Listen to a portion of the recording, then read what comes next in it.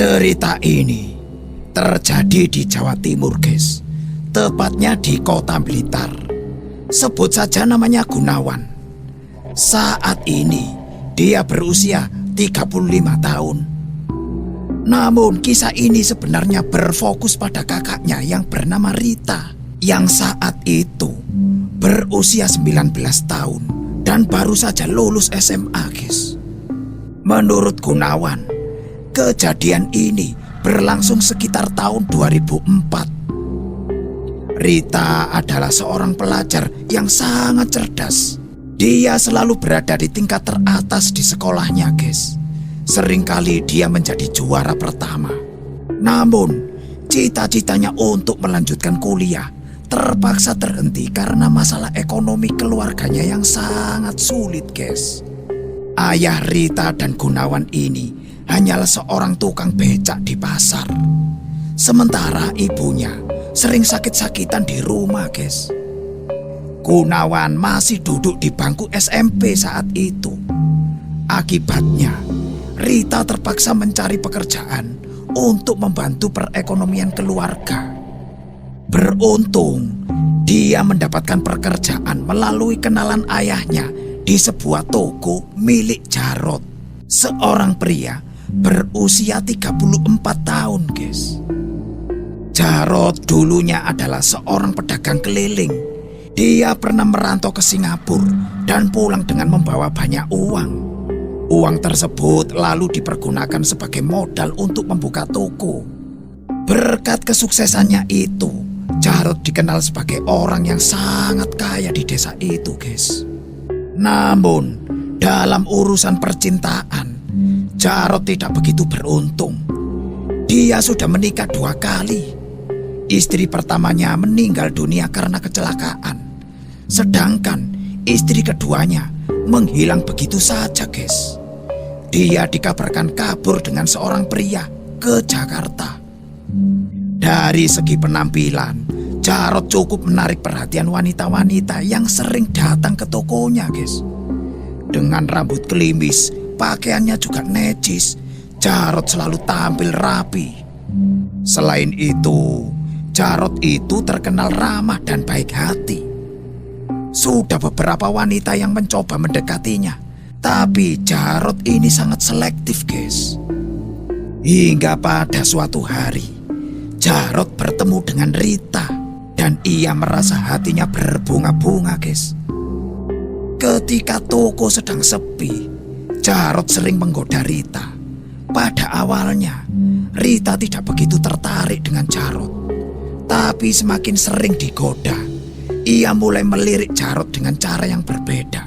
Terlebih lagi, Jarot menjanjikan bahwa jika Rita mau menikah dengannya, dia akan membiayai pendidikan Rita hingga sampai S3, guys.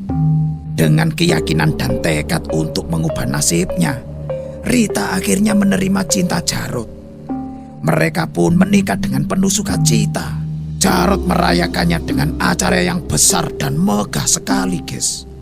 Semua orang memandang Rita sebagai wanita yang sangat beruntung.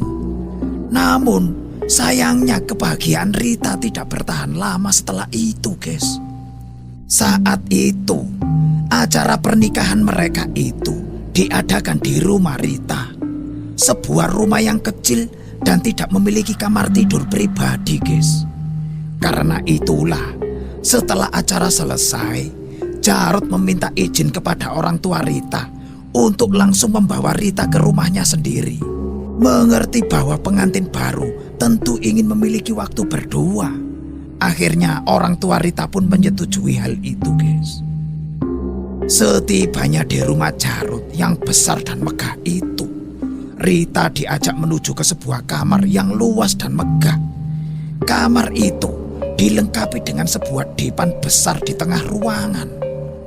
Kasur yang ada di dipan itu dihias dengan taburan bunga melati.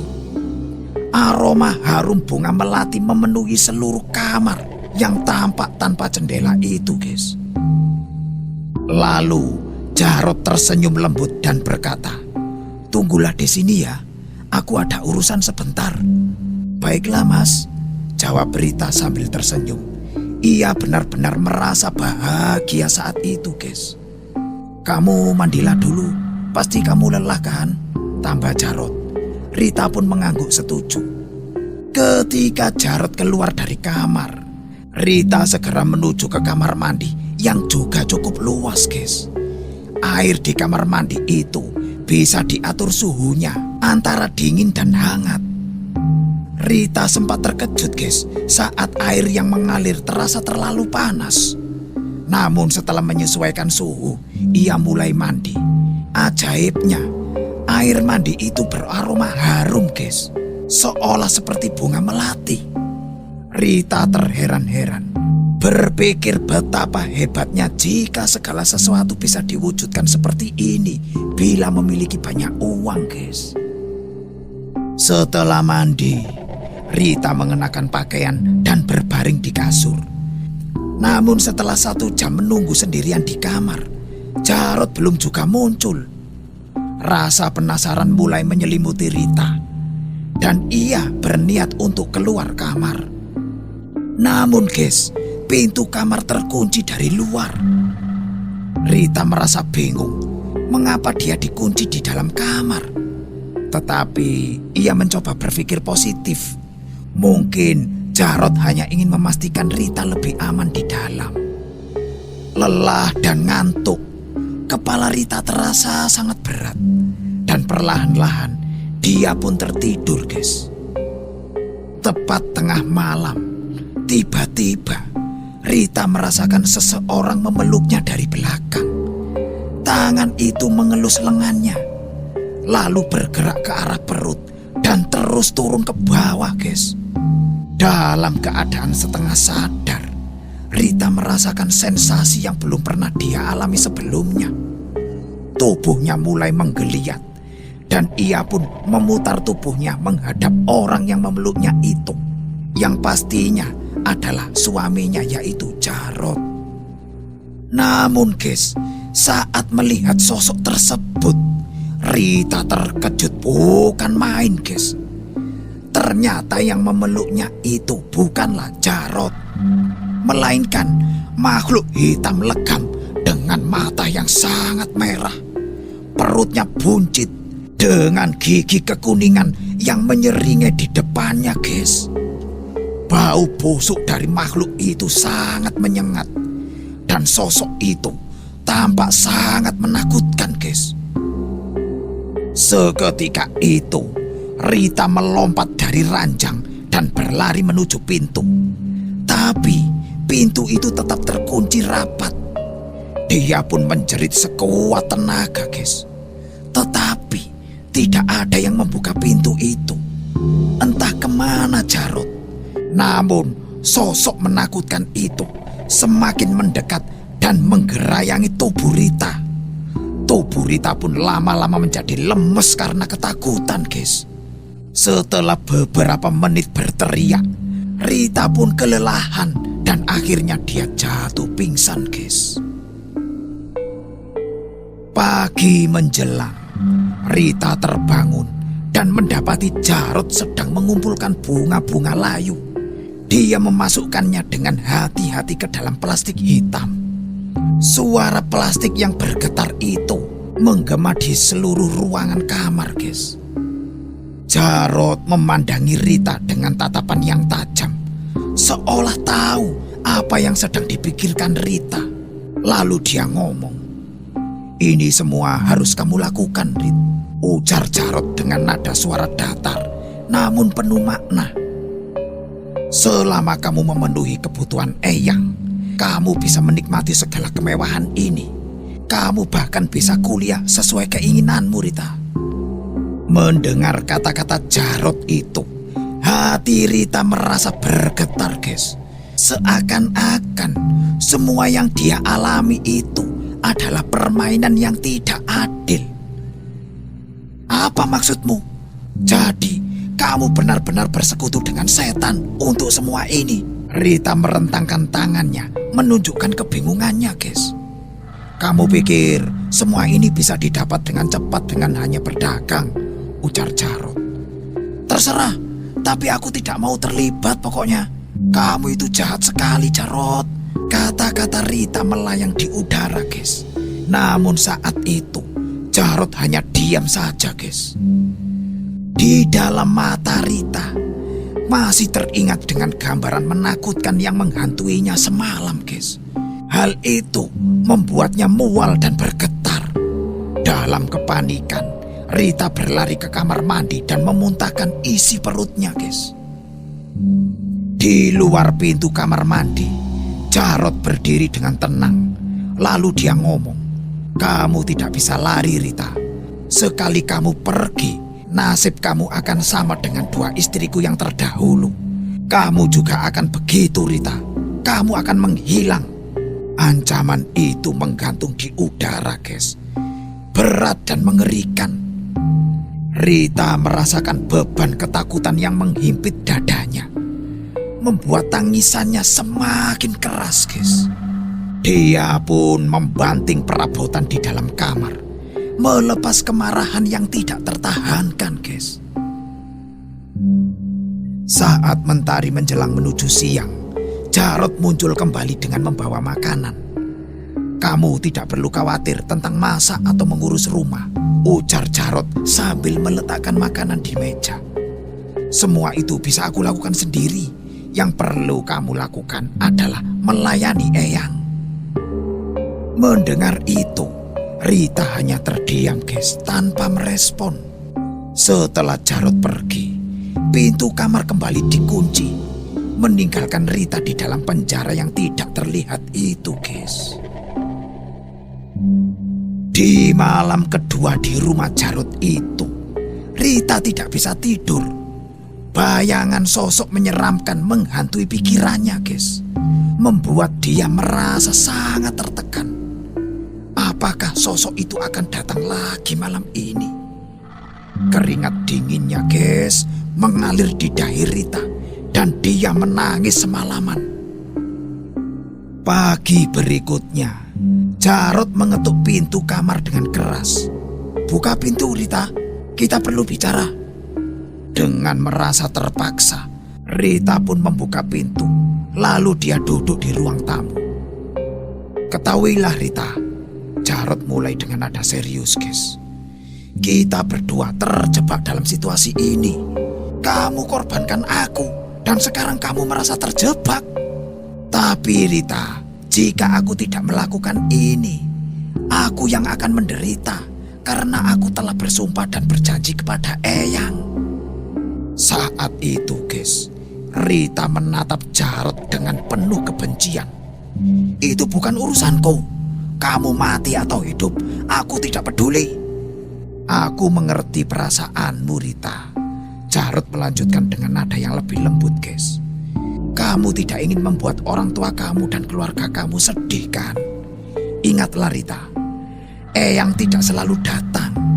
Eyang itu hanya muncul sebulan sekali. Selama itu, kamu hanya perlu melayaninya. Sisanya, kamu bisa menikmati semua harta ini. Kamu bisa memenuhi kebutuhan keluargamu dengan harta ini, Rita." Mendengar itu, guys, Rita tidak memberikan jawaban. Dia hanya menundukkan kepala. Lalu Jarot pun pergi, meninggalkan Rita dengan pilihan yang sangat berat itu, guys. Berhari-hari, Rita terus memikirkan kata-kata Jarot, menjalani malam-malamnya dengan kondisi trauma yang sangat mendalam, guys. Pernah ada niat di dalam hatinya untuk mengakhiri hidupnya, guys. Namun setiap kali wajah ibu dan bapaknya terbayang, dia menahan perasaannya itu sedalam mungkin. Hingga pada suatu malam, di antara tidur dan terjaga, Rita mengalami sebuah peristiwa yang aneh, guys. Saat itu, dia mendengar suara seorang wanita memanggil-manggil namanya. "Rita, Rita," gitu, guys. Ketika Rita membuka matanya, ia melihat sosok wanita berdiri di pojok kamar. Namun, sosok itu menghilang secepat dia muncul, guys. Beberapa detik kemudian, Dari kejauhan, Rita mendengar suara teriakan kesakitan yang samar. Pikiran Rita pun melayang, bertanya-tanya tentang apa hubungan sosok tersebut dengan makhluk hitam legam yang menghantuinya, guys. Selama 2 minggu, Rita dihantui rasa takut dan ngeri. Kemudian, di suatu siang, Jarod datang dengan tergesa-gesa membawa kabar yang tidak menyenangkan, guys. "Kita harus pergi ke rumah sakit, Rita," kata Jarod dengan nada panik, guys. "Loh, ada apa, Mas?" tanya Rita penuh dengan rasa khawatir, guys. "Ibumu kambuh, Rita," jawab Jarod. Lalu Rita pun bertanya, "Kenapa kamu mengajakku menjenguk ibu setelah kamu mengurungku di rumah? Kalau kamu tidak menjenguk dan menjaganya, orang-orang pasti akan curiga. Lagi pula, aku percaya kamu tidak akan macam-macam. Jika kamu membelot, Eyang akan menghancurkanmu dan keluargamu juga," kata Jarod, dan dia pun langsung pergi meninggalkan Rita dalam kepasrahan, guys. Saat itu, Rita merasa terjebak dan hanya bisa menunggu untuk melihat ibunya yang sedang terbaring lemas, guys. Hari itu, adik Rita, Gunawan, melihat ibunya dalam keadaan yang sangat berbeda, lesu dan tidak terawat, guys. "Soal biaya operasi ibumu, nanti saya akan bicarakan dengan Rita," kata Jarod. "Ibumu sudah dalam keadaan parah. Dia harus segera dioperasi." Mendengar itu, guys, Rita pun langsung terkejut. Ibunya ini memang sakit-sakitan, guys. Namun mereka jarang memeriksakannya karena kondisi ekonomi yang sulit. "Kamu tentu tahu kan apa yang harus kamu lakukan. Aku tidak akan bisa membiayai pengobatan ibumu dengan uang dari daun," kata Jarod, guys. "Kamu harus melayani Eyang. Dengan begitu, kamu tidak perlu mengkhawatirkan ibumu." Dalam perjalanan pulang, Rita termenung. Dia merasa terjebak dalam situasi itu, guys. Tanpa terasa, hampir 1 tahun berlalu. Rita harus menahan ketakutan yang luar biasa, guys. Setiap kali sosok hitam legam itu muncul. Hal itu menyebabkan tubuhnya membeku dalam rasa sakit yang tidak tertahankan, guys. Setelah setiap ritual, Rita merasa tidak nafsu makan, guys. Namun dia tidak bisa menghindari takdirnya yang semakin dalam. Seiring waktu, Rita mulai menikmati kemewahan yang didapat Jarod. Dia akhirnya bisa memulai kuliah sesuai dengan keinginannya, guys. Dan ibunya sekarang mulai menunjukkan tanda-tanda kesehatan. Semuanya tampak baik di permukaan. Mereka dipandang sebagai pasangan yang serasi oleh orang-orang di sekitar, guys. Namun, Gunawan, adiknya Rita, merasakan adanya perubahan pada kakaknya itu, guys. Dulu, kakaknya itu ceria dan selalu tersenyum sebelum menikah. Tapi sekarang, dia terlihat lebih pendiam dan jarang bicara, guys. Gunawan sesekali menginap di rumah Jarod. Namun dia merasa tidak betah dengan suasana yang pengap dan tidak nyaman itu, guys. Mengenai hubungan Jarod dan Rita, Jarod selalu menjelaskan kepada orang-orang kalau hubungan mereka itu baik-baik saja. Tapi yang sebenarnya, pernikahan mereka ini hanya sebagai kedok, guys. Jarod pun tidak boleh menyentuh Rita atau eyangnya akan marah, guys. Selama ini, Jarod dan Rita pun tidur di kamar yang berbeda. Namun, yang menyakitkan hati Rita adalah Jarod itu sering pulang membawa perempuan-perempuan lain. Perempuan-perempuan tersebut tidak lain adalah pemuas nafsu Jarod, guys. Dan Rita harus melihat semua itu dengan rasa sakit yang sangat mendalam. Di samping itu, Rita sering mengalami kejadian-kejadian aneh, guys. Sosok perempuan berambut lebat dan bermata sayu itu sering kali muncul, guys. Kadang dia tersenyum lembut dan sesekali tampak seperti berbisik. "Pergilah Rita." Demikian bisik sosok itu, guys. Bahkan sosok wanita tersebut beberapa kali muncul di dalam mimpi Rita, guys. Namun Rita tidak pernah berani menceritakannya kepada siapapun. Kini Rita semakin terpuruk. Dia menjadi perempuan yang semakin tertutup, guys. Di bulan ke-12, pada suatu malam yang dingin, sekitar pukul 12 malam, Rita terbangun dengan hati yang berdebar, guys. Sosok wanita itu berdiri di hadapannya. Rita yang merasa sangat lelah akhirnya memutuskan untuk berbicara dengan sosok tersebut. "Siapa kamu?" tanya Rita dengan suara gemetaran, guys. "Aku pernah berada di posisimu, Mbak," jawab sosok itu lembut. "Kamu istrinya Jarot?" Sosok itu lalu mengangguk. Namun beberapa detik kemudian, guys, tubuhnya tampak tertarik ke belakang dengan cepat. Sosok itu berteriak keras, seolah ada kekuatan yang mengusirnya, guys.